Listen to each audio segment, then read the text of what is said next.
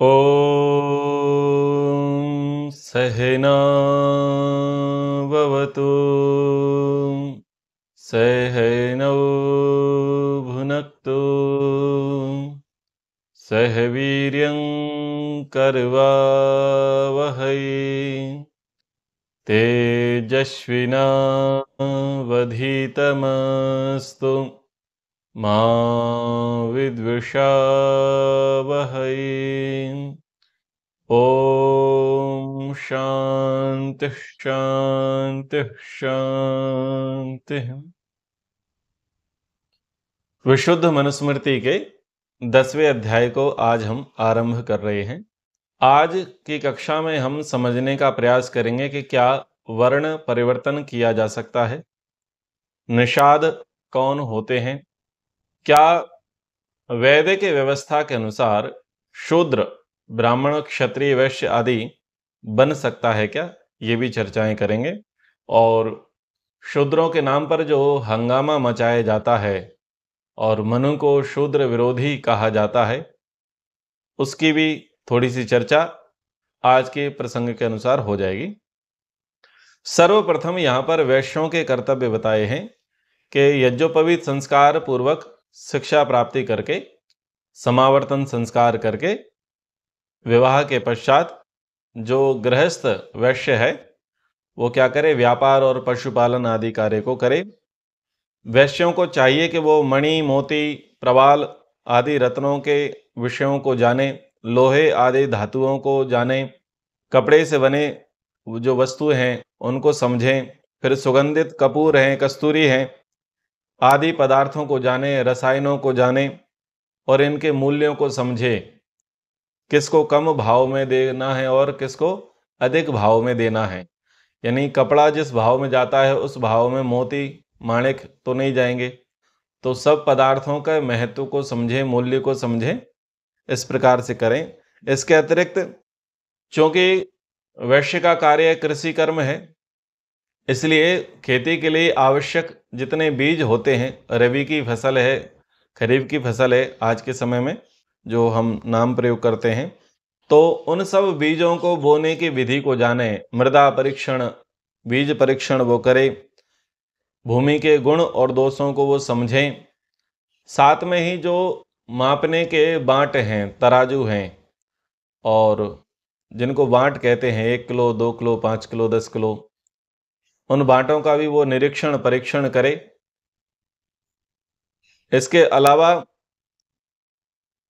जो अन्य वस्तुएं हैं व्यापार के अंतर्गत आएंगी, उनके अच्छे और बुरेपन को, यानी कौन सी वस्तु नई है, कौन सी वस्तु पुरानी है, कौन सी वस्तु शुद्ध है, कौन सी वस्तु मिलावट वाली है, जैसे होता है ना आजकल डुप्लीकेट कॉपी जैसा, तो वैश्य जो है जिसका कार्य व्यापार करना है, तो इन चीजों को वो बहुत अच्छे प्रकार से समझे और देशों की भौगोलिक स्थितियों को समझे, किस देश में किस स्थान पर कौन सी वस्तु कैसी मिलती है, वहां पर वस्तुओं का आयात किया जा सकता है या निर्यात किया जा सकता है, उसको वह जाने।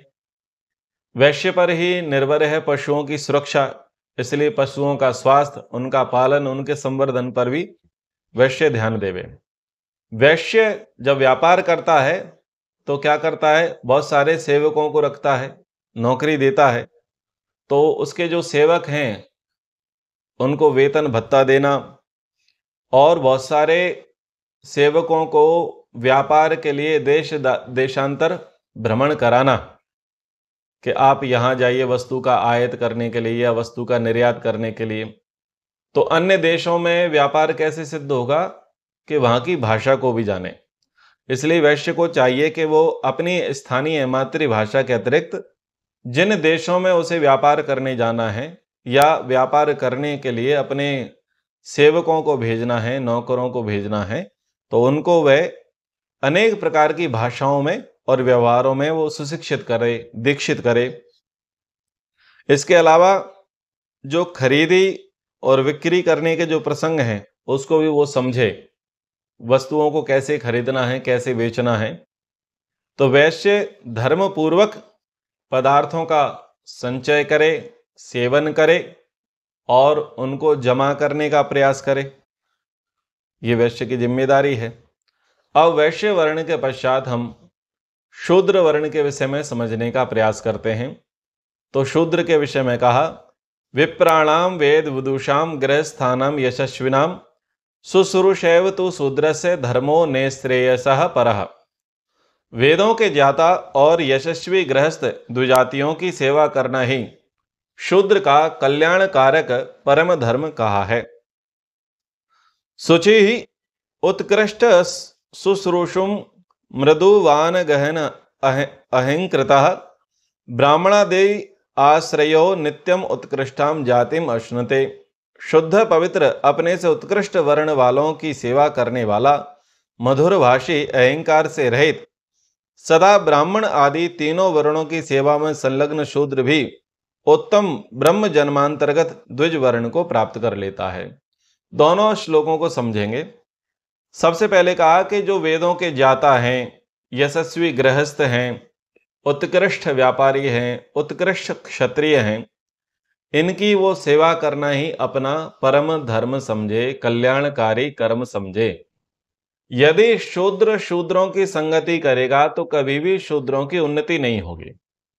यदि वह देखता है कि मेरे से उन्नत, मेरे से श्रेष्ठ ब्राह्मण हैं, मेरे से उन्नत, मेरे से श्रेष्ठ क्षत्रिय हैं, मेरे से उन्नत, मेरे से श्रेष्ठ वैश्य हैं, तो क्या करना पड़ेगा? योग दर्शन में नियम दिया कि मैत्री करो। जो आपसे वरिष्ठ हैं, श्रेष्ठ हैं, ज्ञान में बड़े हैं, गुण में बड़े हैं, कर्म में बड़े हैं, स्वभाव में बड़े हैं, पद में बड़े हैं, धन में बड़े हैं, तो बड़ा अगर व्यक्ति आपसे है तो आप उसके प्रति द्वेष भावना रखें।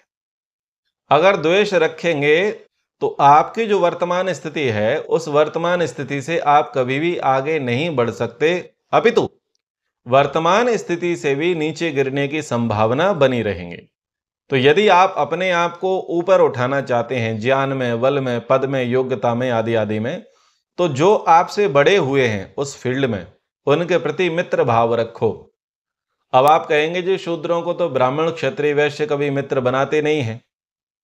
वो ना बनाए, पर तुम तो अपने भीतर उनके प्रति मित्र भाव रखो।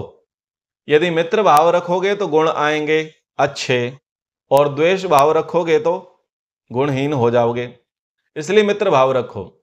जब ब्राह्मण को, क्षत्रिय को, वैश्य को पता चलता कि अमुक अमुक व्यक्ति मेरे प्रति भक्ति भाव रखता है, श्रद्धा भाव रखता है, मित्र भाव रखता है, मेरा हितैषी है, तो निश्चित रूप से क्या होगा, वो उसको अपनी शरण में लेगा, अपने साथ लेगा। व्यापारी जो है, किस सेवक को अपने साथ रखता है? जो व्यापारी का हितैषी है। क्षत्रिय किस व्यक्ति को अपने साथ रखता है? जो क्षत्रिय का हितैषी है। ऐसे ही ब्राह्मण किस सेवक को अपने साथ रखते हैं? जो उन पर आस्था रखते हैं, उन पर श्रद्धा रखते हैं, उन्हीं को साथ में रखते हैं। तो जब ये लोग वैश्य, क्षत्रिय, ब्राह्मण आदि के सेवा करते हैं, उनका आश्रय पाते हैं, तो ये अपनी स्थिति से ऊपर उठ जाते हैं। इसको आप ऐसे समझिएगा कि बहुत सारे लोग अपने अपने घरों से निकले व्यापार के लिए, अपने अपने घरों से निकले काम धंधे के लिए, और बड़े बड़े नगरों में जाकर के वो किसी सेठ के यहाँ नौकरी करते हैं। कोई गाड़ी चलाता है, कोई हलवाई की दुकान पर जाता है, कोई भंगार के पास जाता है, कोई ऑटो मैकेनिक के पास जाता है। जिसकी जैसी योग्यता थी, जैसी तैयारी थी, जैसी योग्यता थी, वो वैसे वैसे किसी सेठ के पास चले जाते हैं। अब आप देखिएगा, उन्होंने 10 वर्ष, 15 वर्ष, 20 वर्ष सेवा की, लेकिन वो बुढ़ापे में सेवा नहीं कर रहे, वो बुढ़ापे में सेठ बन चुके हैं। क्योंकि उनका सानिध्य प्राप्त किया है, सानिध्य प्राप्त करके उनकी योग्यता हो गई है। पहले वो नौकर थे और अब स्वयं दूसरों को नौकरी देने लग गए, यानी वो कौन बन गए? स्वयं सेठ बन गए। तो सेठ कैसे बने? सेठ बने वो अपने से श्रेष्ठ जो द्विज हैं, ब्राह्मण, क्षत्रिय, वैश्य आदि, उनकी संगति में रह करके वो कौन बन गए? वो सेठ बन गए, वो खुद उनके जैसे बन गए। तो शुरुआत में क्या होता है? व्यक्ति अंगरक्षक बनता है, यह सामान्य सेवक बनता है, सैनिक बनता है, और फिर वो ही प्रधान सेनापति बन जाता है। पहले एक सामान्य छोटा सा कुटीर उद्योग करने वाला, लघु उद्योग करने वाला, गृह उद्योग करने वाला होता है, लेकिन बाद में बड़ा उद्यमी बन जाता है। ऐसे ही ब्राह्मणों की संगति करने वाला क्या करता है? पहले उनके वस्त्र धोता है, या उनके लिए भोजन बनाता है, उनके लिए संविदा की व्यवस्था करता है, लेकिन बाद में पता चला कि वो भी संस्कार कराने लग गया, वो भी वेदोपदेश करने लग गया, वो भी शिक्षा करने लग गया। तो ऐसी चीजें पहले भी होती थी और आज भी होती हैं। भले ही जो परंपरागत एजुकेशन प्राप्त न करें, पर संगति से वैसी योग्यता हो जाती है। और अगर आप इसमें सोचना चाहें तो कई लोग आते हैं, वो ढोलक पेटी बजाते हैं, ठीक है। पहले वो ढोलक बजाएंगे पंडित जी के साथ, या कोई हारमोनियम बजाएगा पंडित जी के साथ। धीरे धीरे गाना सीख जाते हैं, धीरे धीरे श्लोक बोलना सीख जाते हैं, धीरे धीरे मंत्र बोलना सीख जाते हैं, फिर 4 बातें बोलना भी सीख जाते हैं, फिर बन जाते हैं कि हम हो गए भजन उपदेशक। और बाद में जाकर के वो अपने आगे लिखने लगते हैं पंडित जी, यानी वो शास्त्री। यानी शुरुआत कहां से हुई? गाने बजाने से शुरू हुई थी। मतलब बजाने से शुरू हुई थी, गाना भी नहीं जानते थे, लेकिन धीरे धीरे 10 15 20 वर्ष उनका सानिध्य में रहे तो वो भी उस मंडली में जुड़ गए। तो ऐसी चीजें आज भी देखी जा रही हैं और पहले भी देखी जा रही हैं। कब होगा शूद्र का उत्थान? जब शूद्र ब्राह्मण आदि जो द्विज हैं उनकी संगति करेगा, यानी उनके प्रति मित्र भाव रखेगा। आप सबने सत्यनारायण कथा सुनी होगी। सत्यनारायण कथा के दूसरे अध्याय में लकड़हारे का प्रसंग आता है। लकड़हारा ब्राह्मण के पास जाता है, ब्राह्मण से पूछता है कि भगवान आपकी समृद्धि, आपकी उन्नति का कारण क्या है? बोले हमने भगवान की सेवा की, भगवान की पूजा की, भगवान की भक्ति की। बोले हमें बताओ कैसे करनी है। तो उसने ब्राह्मण के प्रति श्रद्धा रखी, सेवा भाव रखे, मित्र भाव रखे, तो ब्राह्मण ने उसको उस प्रकार की शिक्षा दी लकड़हारे को। लकड़हारा कौन है? शूद्र वर्ण का है। और बाद में जाकर के वो शूद्र भी धन्य धान्य से संपन्न हो गया। कैसे हुआ? ब्राह्मण की शिक्षाओं के माध्यम से वो धन्य धान्य से संपन्न हो गया। अब ये बात कहां लिखी है? स्कंद पुराण में। अब स्कंद पुराण कब लिखा गया? 6वीं 7वीं शताब्दी के आसपास लिखा गया। तो उसमें ये बात वहां पर लिखी हुई है। पूरे भारत में सत्यनारायण कथा तो चलती ही है, तो लोग जानते ही होंगे। तो ये एग्जाम्पल है, यानी शूद्र जो है अपनी स्थिति से आगे बढ़ सकता है, बशर्ते वो अपने से श्रेष्ठों के साथ द्वेष ना करे। आज भारत में राजनीति के रूप में क्या किया जा रहा है? एक दोगला व्यवहार चलता है। जो कहते हैं बहुत सारे लोग कि महर्षि मनु जी ने मनुष्य को 4 विभागों में विभक्त कर दिया, यानी ब्राह्मण बना दिया, क्षत्रिय बना दिया, वैश्य बना दिया, शूद्र बना दिया। तो जाति व्यवस्था को देने का श्रेय जाता है बोले मनुस्मृति को। मनुस्मृति ने मनुष्यों को तोड़ दिया। ठीक है भाई, आप लोगों ने ऐसा मान करके, क्योंकि आपके गुरुजी तो मैक्स मूलर रहे और मैक्स मूलर के शिष्य रहे अंबेडकर जी, तो उन्होंने जैसी बुद्धि लगाई, मनुस्मृति का विरोध किया, मनुस्मृति को जलाया और ऐसा मान लिया। तो फिर आपने संविधान में एसटी, एससी, ओबीसी, जनरल, ये 4 कैटेगरी क्यों बनाई? जब आपको मनुष्य के वर्गीकरण से परेशानी थी कि जातिगत रूप से मनुष्यों को मत बनाओ, ये वर्ण आपने जाति मान ली, तो एसटी, एससी, ओबीसी, जनरल आपने क्यों बनाई? आपको केवल एक ही लिखना था, हिंदू या भारतीय या सनातनी, एक चीज लिख करके फ्री हो जाते। पर आपने पहले 4 भागों में विभक्त किया, फिर उसके बाद अब आप अनेक प्रकार से जातियों में बंटने के लिए तैयार हो। ठीक है, आप छोटे व्यक्ति को बड़ा बोलो, जैसे कि मान लीजिए आप बोल दो ठाकुर जी, सेठ जी, पंडित जी, तो आप ऐसे बोलो। जाति सूचक शब्द तो आप भी प्रयोग कर रहे हैं ना, वर्ण की बात नहीं कर रहे हम। तो आप जाति सूचक शब्द प्रयोग कर रहे हैं, ठाकुर जी, पंडित जी, सेठ जी आप बोल रहे हैं, तो वो तो नहीं भड़क रहा। और अगर उसने ये बोल दिया कि चमार जी, समझ रहे हैं, जो सवर्ण है, जनरल कैटेगरी का व्यक्ति है, जुलाहा जी, चमार जी, कोड़ी जी, अगर ऐसे बोल दिया तो तुम क्या बोलते हो? बोले साहब ये जाति सूचक शब्द से हमें गाली दे रहा है। ठीक है, ये क्या मूर्खता है? अरे संबोधन तुम भी कर रहे हो, संबोधन वो भी कर रहे हैं, पर तुमको संबोधन किया तो तुमने मान लिया जाति सूचक शब्द हो गया, हमें जाति से संबोधित किया जा रहा है। यह है शुद्र बुद्धि। खुद तो आगे बढ़ना चाहते हैं, आगे बढ़ना चाहते हैं तो आरक्षण मत लो ना। पर आरक्षण चाहिए, गिड़गिड़ाएंगे कि नहीं साहब हम एससी कोटे से आते हैं, हम एसटी कोटे से आते हैं, हम अन्य पिछड़ा वर्ग से आते हैं। भाई क्यों आते हैं? आगे बढ़ो ना। पिताजी तुम्हारे टीचर हो गए, या पिताजी तुम्हारे बैंक मैनेजर हो गए, पिताजी तुम्हारे पुलिस वाले हो गए, पिताजी तुम्हारे बड़े व्यापारी हो गए, सीए हो गए, तो तुम काहे के शूद्र रहे? पर तुम क्यों उस ठप्पे को अपने माथे पर लगाना चाहते हो? और जितने भी तुम्हारे प्रतिनिधि हैं, जैसे चंद्रशेखर, रावण आदि आदि, जिनको तुम अपने आराध्य पूज्य मानते हो, वो देखो वो तुमसे 1000 गुना बढ़िया हैं। लेकिन तुम्हारे नाम की राजनीति करते हैं, तुम्हें देते क्या है? तुमने हिंदुओं को छोड़ करके जो है मुसलमानों को साथ ले लिया, है? मीम और भीम का नारा देना शुरू कर दिया, लेकिन तुम्हारी सबसे ज्यादा चटनी वही बांटते हैं।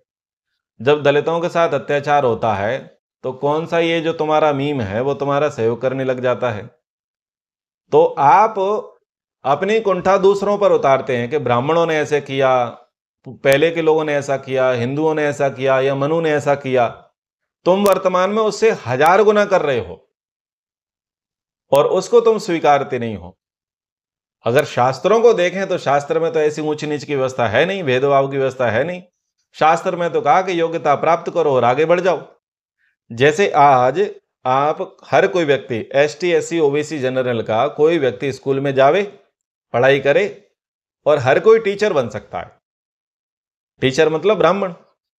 तो वैसे ही वैदिक व्यवस्था थी कि सब शूद्र, क्षत्रिय, वैश्य, ब्राह्मण सभी वर्णस्थ बालक बालिकाएं अपने अपने स्कूल में यानी गुरुकुल में जाते थे, वहां पर पढ़ते थे।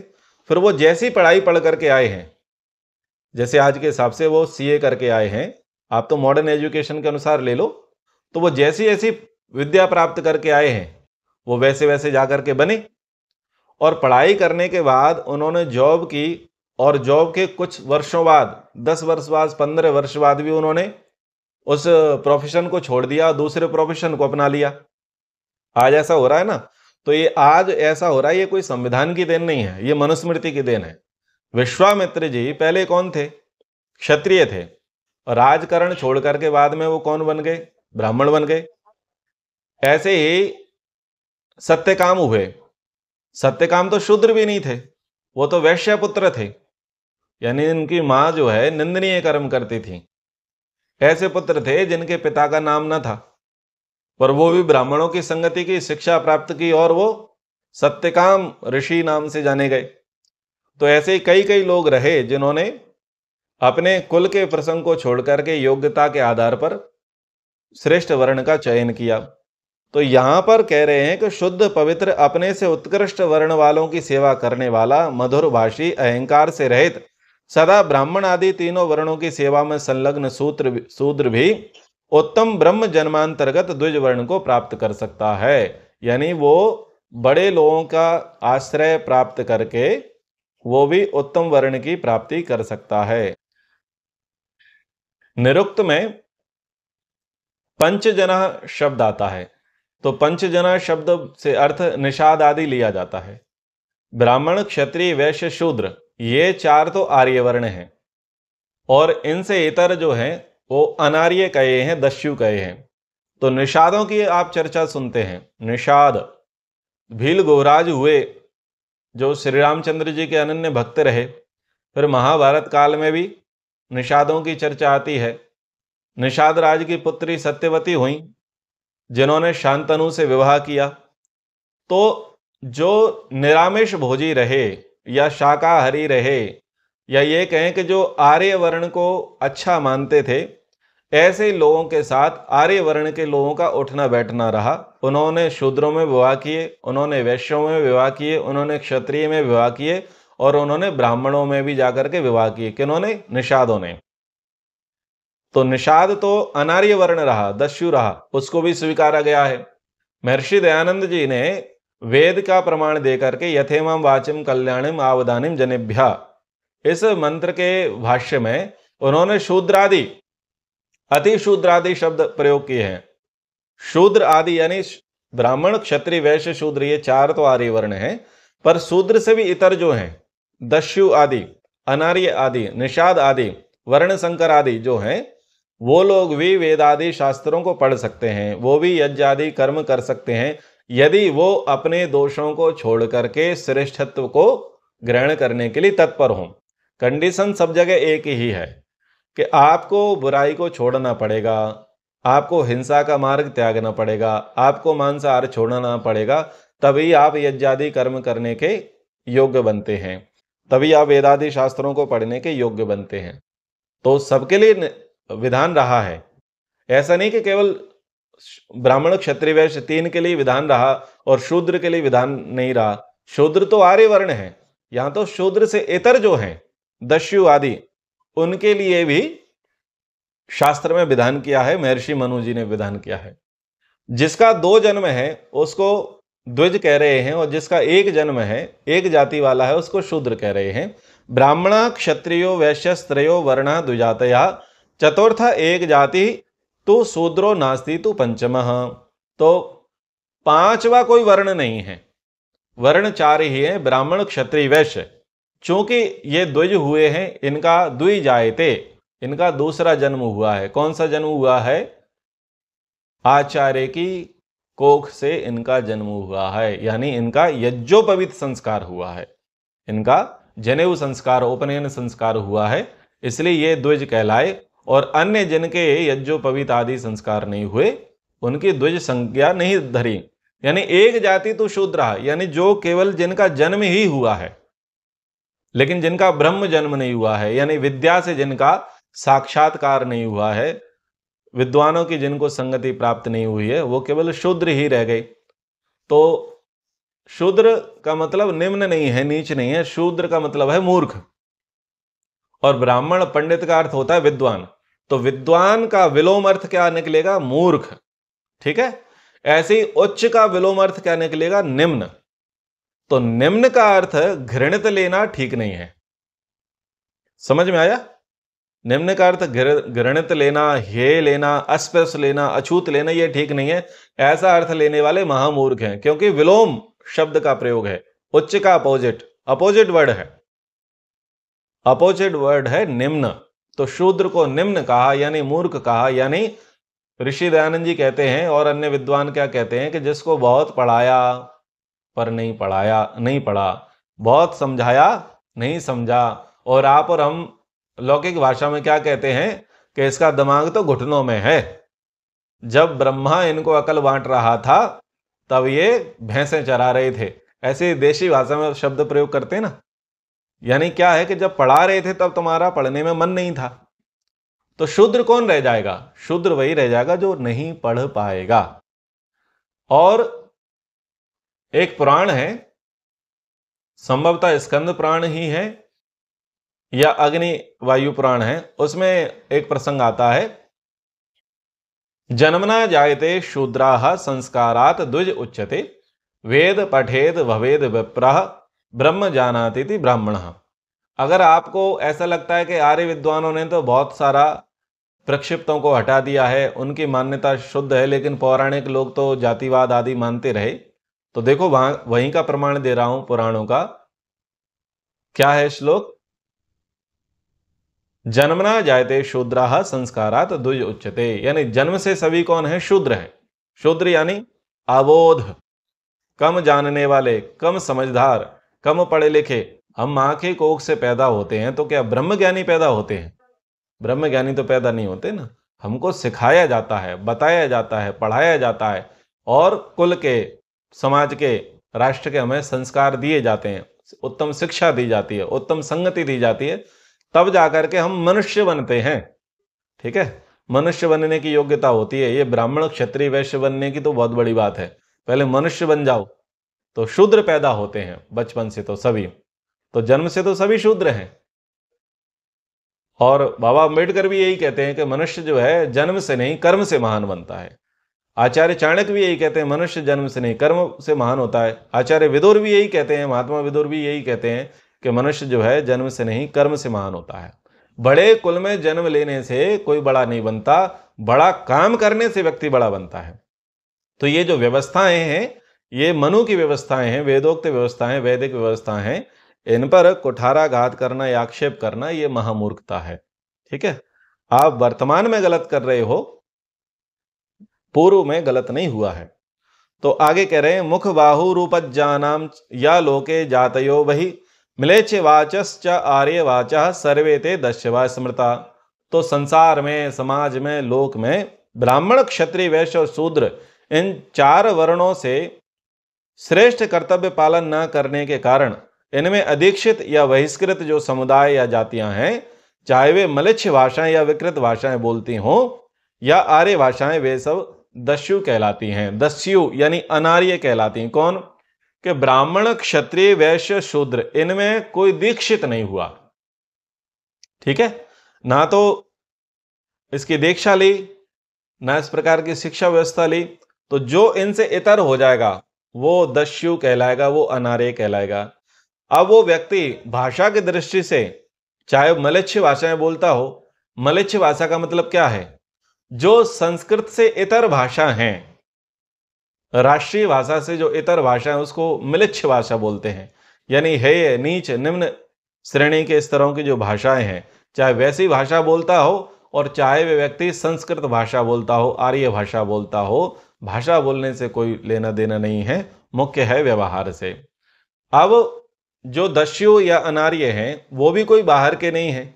जो ब्राह्मण बना लेकिन ब्राह्मण धर्म का पालन नहीं कर सका, जो क्षत्रिय धर्म का पालन नहीं कर सका, जो वैश्य धर्म का पालन नहीं कर सकता, जो शूद्र धर्म का पालन नहीं कर सका, जो अपना मनमाना आचरण करने लग गया, जो नियमों का उल्लंघन करने लग गया, जो स्वच्छंद स्वेच्छाचारी हो गया और जो बाद में जाकर के शराबी, कबाबी, मांसाहारी, व्यभिचारी बन गया, उसी को यहां पर अनार्य दस्यु कहा है।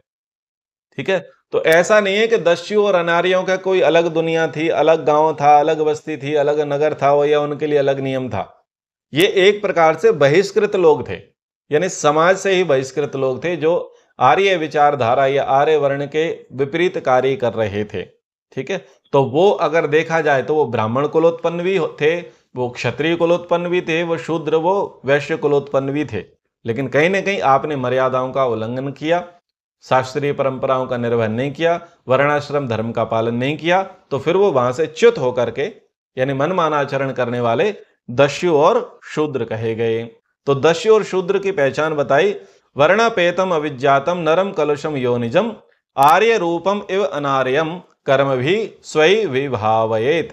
वर्णों की दीक्षा से रहित अथवा वर्णों से बहिष्कृत आर्य अर्थात श्रेष्ठ सभ्य रहन सहन और स्वभाव का दिखावा करने वाले किंतु वास्तव में श्रेष्ठ लक्षणों से रहित अनार्य, दुष्ट संस्कारों वाले व्यक्ति से उत्पन्न दुष्ट संस्कार या दुष्ट प्रवृत्ति वालों को उसके कर्मों से पहचान ले, अर्थात जो श्रेष्ठ कर्मों को ना करता हो और अश्रेष्ठ कर्मों को करता हो, वह कौन है? वह अनार्य है, वह दस्यु है।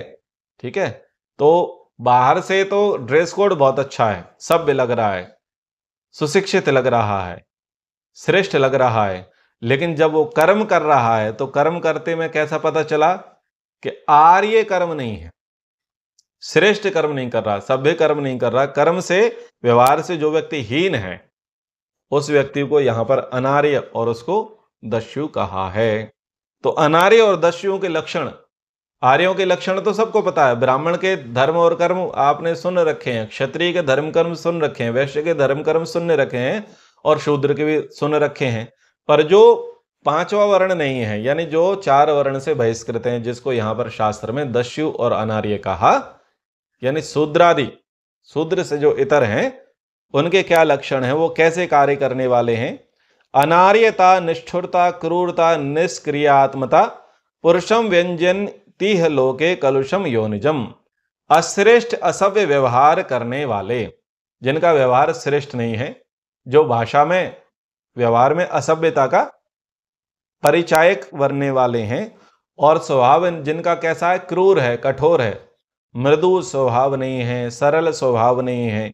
ठीक है, मानवता के जो विपरीत चलते हैं ऐसे, और निर्दयिता, जिनके हृदय में दया, करुणा, प्रेम, तितिक्षा आदि ये नहीं है, निर्दय स्वभाव वाले जो लोग हैं, धार्मिक क्रियाओं की उपेक्षा करते हैं, जप करना पसंद नहीं है, ध्यान करना पसंद नहीं है, संध्या करना पसंद नहीं है, हवन करना पसंद नहीं है, दान देना पसंद नहीं है, सेवा करना पसंद नहीं है, परोपकार करना पसंद नहीं है, ईश्वर को मानना पसंद नहीं है, यानी जिसकी ये लोग उपेक्षा करते हैं, धार्मिक क्रियाओं की उपेक्षा करते हैं, उनको दस्यु कहे। यानी लाड़ में काले के मानस, पुत्र और पुत्रियां कौन है? दस्यु।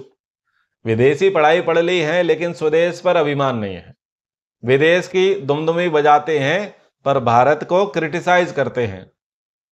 ठीक है, अपनी कुल परंपरा, अपनी जो भाषाएं हैं, हमारे राज्यों की अपनी भाषाएं हैं, वेशभूषाएं हैं, पहनावा है, उसको निगलेक्ट करते हैं, क्रिटिसाइज करते हैं, और दूसरे को श्रेष्ठ मानते हैं, जो हमसे हेय है, हमसे निकृष्ट है, उसको श्रेष्ठ मानते हैं, उसको अपना आदर्श मानते हैं। यही तो अनार्य और यही तो दस्यु हैं।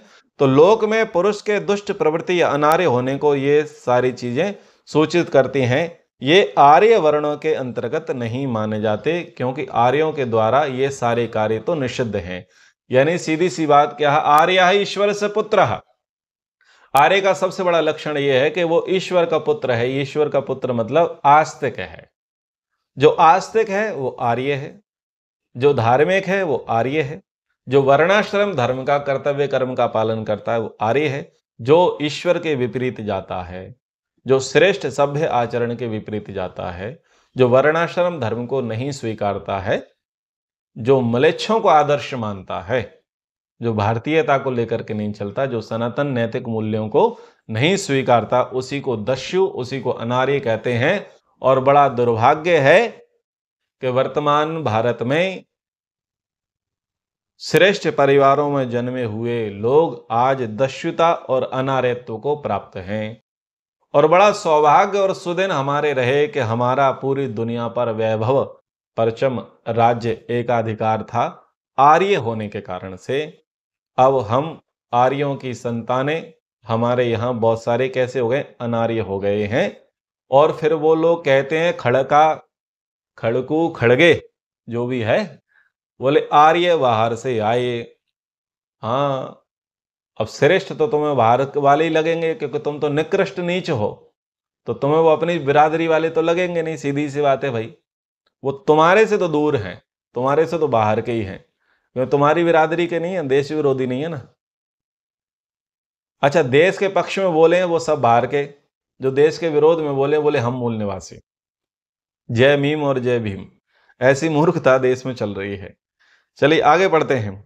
पितृं वा भजते शीलम मातुर्वो भयम एव वा न कथंचन दुर्योनि प्रकृतिम स्वाम नियच्छति। बुरे संस्कारों वाला या बुरे माता पिता से उत्पन्न व्यक्ति पिता अथवा माता के स्वभाव को अथवा दोनों के ही स्वभाव को अवश्य धारण किए होता है, और वह अपने स्वभाव को किसी प्रकार नियंत्रित नहीं कर सकता। उसका वह बुरा स्वभाव किसी न किसी रूप में प्रकट होता है, अतः उसके आचरण से बुरे व्यक्ति की पहचान कर लेनी चाहिए। यानी माता पिता श्रेष्ठ हैं तो श्रेष्ठ माता पिता से श्रेष्ठ संतति का निर्माण होता है, और यदि माता पिता निकृष्ट हैं तो निकृष्ट माता पिता की संतति निकृष्ट होगी। यानी जैसा बीज होगा वैसा पेड़ होगा, वैसा वृक्ष होगा। तो यहां पर कहा कि आप जो है मोटी मोटी पहचान कैसे करें, बोले दुष्ट की संतति है तो दुष्ट ही होगी, ये पहली उसकी पहचान है। ठीक है, अब इसको लोग जाति सूचक मान लेते हैं। अब जहां जाति का अर्थ है कहां जन्मा, नीचों में जन्मा तो उसको कैसा ट्रीट किया जाएगा, पहले पहले नीचता वाला। दुष्टों के यहां जन्मा तो क्या मानेंगे उसे, पहले पहले उसे दुष्ट ही मानेंगे, क्योंकि जन्मा है ऐसे परिवार से। कारण कार्य देखा जा रहा है ना, ये क्या है, बोले लकड़ी का है, लकड़ी इसका कारण है और ये इसका कार्य है, लकड़ी से बना हुआ है। तो जो जिससे बना हुआ है उसको आप वैसा ही तो बोलते हो, और वैसा बोलने में क्या अपराध है। जैसे कोई मुसलमान धर्म को मानता है, कोई हिंदुत्व को मानता है, कोई भारतीयता को मानता है, कोई विदेशिता को मानता है, कोई दक्षिण क्षेत्र से आता है, कोई उत्तर क्षेत्र से, कोई पूर्व, कोई पश्चिम क्षेत्र से। तो जो जहां से आता है, जो जहां जिससे बिलोंग करता है, जो उसका नेटिव है, जो उसका कारण है, तो पहचान तो उसी के आधार पर होगी। पहली पहचान उसकी वही है कि वो कहां जन्मा। दूसरी पहचान ये है कि क्या वो अपनी पहचान को सुधारता है। पर यहां पर कह रहे हैं कि संस्कार सुधरते नहीं है, जन्म जन्मांतर के संस्कार हैं, प्रवृत्तियां हैं, इसीलिए तो वो हेय परिवार में जन्मा है। अब अपवाद स्वरूप कुछ लोग ऐसे होते हैं कि जो माता पिता के संस्कार से बिल्कुल इतर जाकर के निकलते हैं, उनका कुछ संस्कारोदय हो जाता है, वो उनको अच्छी शिक्षा मिल जाती है, अच्छे लोगों की संगति मिल जाती है, तो अपने कुल के नीच हे दुष्ट संस्कारों को भी वो एक प्रकार से दबा लेते हैं और श्रेष्ठ बन जाते हैं। तो जब श्रेष्ठ बन जाते हैं तो श्रेष्ठ लोग उसका चयन कर लेते हैं, श्रेष्ठ लोग उसका वर्ण कर लेते हैं। लेकिन पहली पहचान किस आधार पर होगी कि कहां जन्मा है, उसके अनुसार ही उसकी पहचान होती है। तो अब कर्मानुसार वर्ण परिवर्तन का प्रसंग है। शूद्रो ब्राह्मणताम एते ब्राह्मणश्चेति शूद्रताम क्षत्रिया जातम एव तो विद्या वैश्यात् तथैविच। तो शूद्र या शूद्र कुल में उत्पन्न व्यक्ति जीवन में कभी भी ब्राह्मण वर्ण की शिक्षा दीक्षा प्राप्त करके ब्राह्मण वर्ण को ग्रहण कर सकता है। और ब्राह्मण या ब्राह्मण कुल में उत्पन्न व्यक्ति यदि अपने निर्धारित कर्तव्य कर्मों का पालन नहीं करता है तो वह शूद्र वर्ण को प्राप्त हो जाता है। इसी प्रकार क्षत्रिय और वैश्य को समझना चाहिए। यानी अगर आप जिस कुल में जन्मे और उस कुल की शिक्षा दीक्षा नहीं ले रहे हैं, आप श्रेष्ठता वाले कार्य नहीं कर रहे हैं, तो आपका डिमोशन हो रहा है। और डिमोशन को भी शूद्र कहा, और शूद्र शूद्रत्व को भी नहीं संभाल पाया तो फिर वो शूद्रादि यानी वो अनार्य हो जाएगा, वो दस्यु हो जाएगा। ऋषि दयानंद जी कहते हैं सत्यार्थ प्रकाश के चतुर्थ समोल्लास में कि जो मनुष्य शूद्र कुल में उत्पन्न होके ब्राह्मण क्षत्रिय वैश्य के समान गुण कर्म स्वभाव वाला हो तो वह शूद्र ब्राह्मण क्षत्रिय वैश्य हो जाए। वैसे ही जो ब्राह्मण क्षत्रिय और वैश्य कुल में उत्पन्न हुआ हो उसके गुण कर्म स्वभाव शूद्र के सदृश हो तो वह शूद्र हो जाए। वैसे क्षत्रिय वैश्य के कुल में उत्पन्न होकर ब्राह्मण व शूद्र के समान होने से ब्राह्मण भी शूद्र हो जाता है। अर्थात चारों वर्णों में जिस वर्ण के सदृश जो पुरुष या स्त्री हो वह उसी वर्ण के अंतर्गत गिना जाएगा। यानी जन्म आपका भले ही किसी भी कुल में होवे, किसी भी वर्णस्थ कुल में होवे, लेकिन आपका कर्म, आपकी शिक्षा, आपका व्यवहार बताएगा कि आप कैसे हैं। तो बहुत सारे शास्त्रों में, ब्राह्मण ग्रंथों में ये चर्चा आई है कि शूद्र भी ब्राह्मण बने हैं और ब्राह्मण भी हेय नीच निकृष्ट हुए हैं। अगर आपको नहीं विश्वास तो ब्राह्मण कुलोत्पन्न लंकेश रावण को सब लोग राक्षस राज कहते हैं। राक्षस यानी अनार्य दस्यु। देखो, ऋषि की संतान है, मुनियों की संतान है, विभीषण भी है, कुंभकर्ण भी है और रावण है। ब्राह्मणों की संतान है, तपस्वी रहे। अगर कोई मूर्ख हो तो बताओ ईश्वर की आराधना कैसे कर सकता है? कोई मूर्ख होवे तो तपस्या कैसे कर सकता है? कोई मूर्ख होवे तो शास्त्रों को कैसे पढ़ सकता है? बोले ना जी, शूद्र जो है ना तो उनको तपस्या करने का अधिकार है, ना उनको शास्त्र पढ़ने का अधिकार है, ना उनको यज्ञ करने का अधिकार है। भाई कहीं नहीं, देखो तुम टेलीविजन में बहुत सारे धारावाहिक हैं, विष्णु पुराण आता है और शिव पुराण आए थे, शास्त्रों में ये श्री कृष्ण रामायण महाभारत आए थे, तो आप उसमें राक्षसों को देखो, राक्षसों को। तो राक्षस कुल में उत्पन्न व्यक्ति क्या कर रहा है? ब्रह्मदेव की तपस्या कर रहा है, कोई शंकर जी की तपस्या कर रहा है, कोई भगवान विष्णु की तपस्या कर रहा है। तो क्या शूद्र को, दस्यु को, राक्षस को भगवान की भक्ति करने का अधिकार नहीं है? अगर अधिकार ना होता तो ऐसा फिल्मों में ना दिखाया जाता, पुराणों में ना बताया जाता, पर वहां बताया गया है। लेकिन वो निकृष्ट कब हुए? जिसको भगवान ने दर्शन दे दिया। अगर पौराणिकता की थोड़ी सी बात कर लें, अवतारवाद की थोड़ी सी बात कर लें कि जिसको भगवान ने दर्शन दे दिया वो नीच कैसे हो सकता है? उसकी तपस्या से प्रसन्न होकर के भगवान ने दर्शन दिए तो वो तो हो ही नहीं सकता। वो है नीच, वो दुष्ट कब हुआ? जब वो व्रतों को नहीं संभाल पाया। वो जो उनको आशीर्वाद मिला उस आशीर्वाद को सहन नहीं कर पाया, यानी पावर मिल करके जो अनर्थकारी हो गया, अनिष्ट करने लग गया, इसलिए तो उसको राक्षस कहा। समझे? तो अगर आप आर्य विचारधारा को भी छोड़ दो तो आप पौराणिक विचारधारा में भी आ जाओ, तब भी ये चीजें सिद्ध हो रही हैं कि भाई अधिकार तो सभी को था, अगर कर्म गड़बड़ करोगे तो आप गड़बड़ माने जाओगे। तो ऐसे ही ब्राह्मण भी, कई ऐसे प्रसंग आते हैं जिन्होंने नीच कर्म किए, बाद में जाकर के पता चला डाकू लुटेरे बन गए हैं, भिखारी बन गए हैं, शूद्र आदि कर्म करने लग गए हैं, तो निकृष्टता को प्राप्त हुए। तो रावण का तो मैंने प्रमाण दे ही दिया।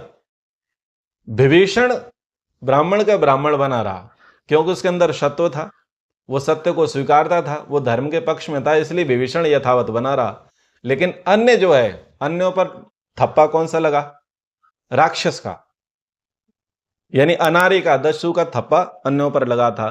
तो वर्ण परिवर्तन का कार्य पहले भी था, आज भी है, हो रहा है। वर्ण परिवर्तन हो सकते हैं, हमारी वैदिक मान्यता रही है। शूद्र भी बड़े वर्ण को प्राप्त कर सकता है